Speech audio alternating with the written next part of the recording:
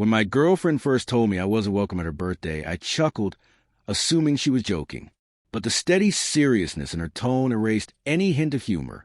She explained that her ex would be there, and she didn't want the situation to turn awkward. She insisted it wasn't about me misbehaving or starting conflict, only about maintaining a peaceful atmosphere.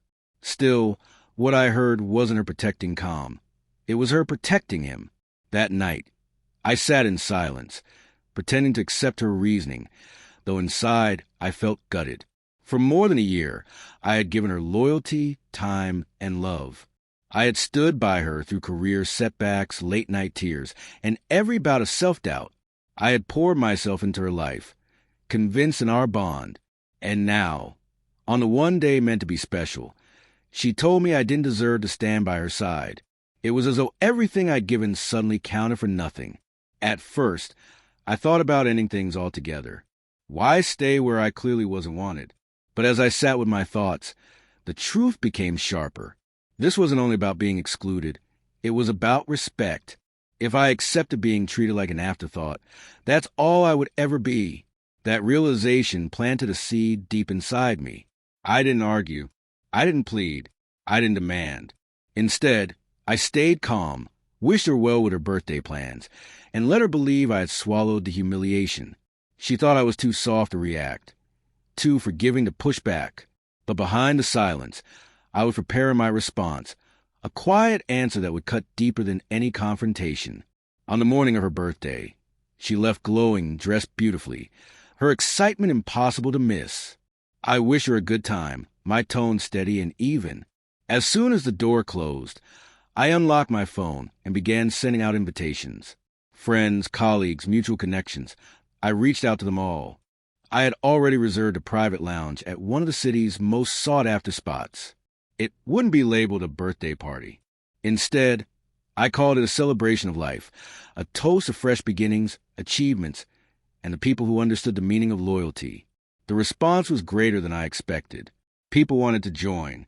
By evening, the lounge was alive with music, laughter, and clinking glasses. While she surrounded herself with a relic of her past, I was surrounded by energy, warmth, and real connection.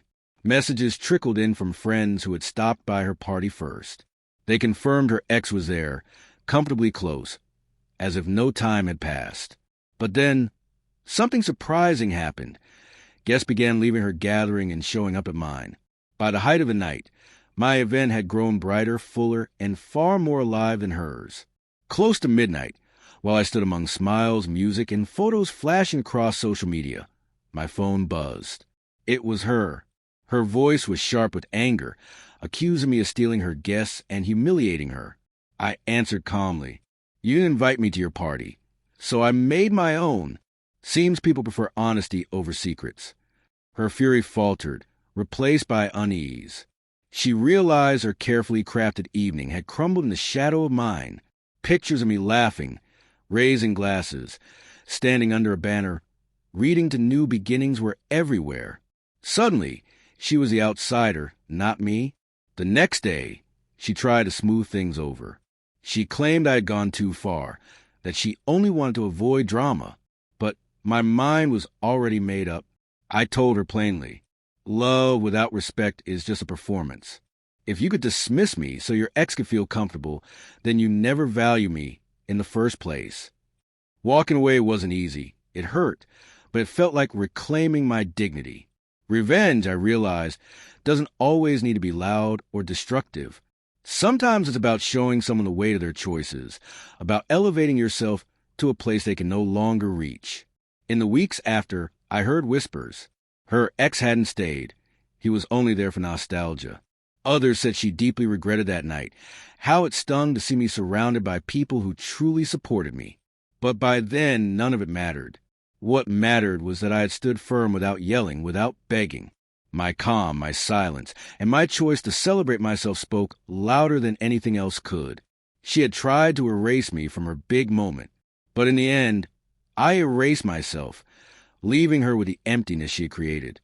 That birthday became a turning point. Not for her, for me. It showed me that real revenge isn't about pulling someone down.